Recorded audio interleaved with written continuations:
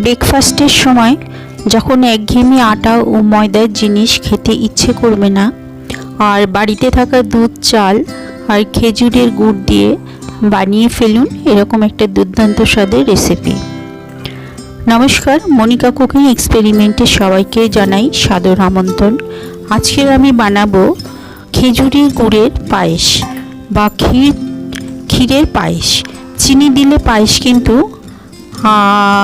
পায়েস হয়ে যায় চিনি দিলে, আর গুড় দিলে সেটা ক্ষীর হয়ে যায়। তাই আমি আজকের বানিয়ে দেখাবো ক্ষীরের পায়েস বা নতুন গুড়ের পায়েস।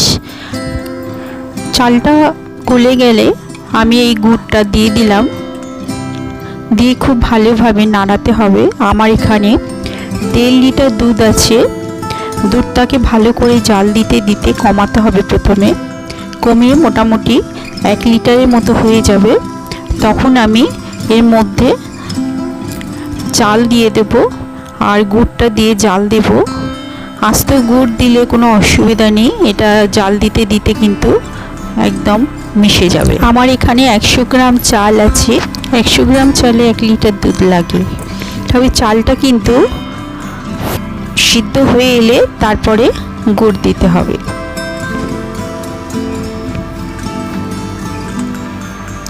আমার পায়েসটা কিন্তু অনেকটাই হয়ে গেছে, আর কিছুক্ষণ পর নামিয়ে নেব।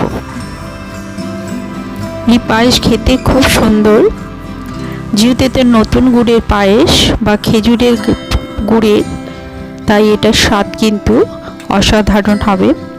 তো আমার পায়েস হয়ে গেল রেডি। এইভাবে বানিয়ে নেবেন আর আমার পাশে থাকবেন। ধন্যবাদ।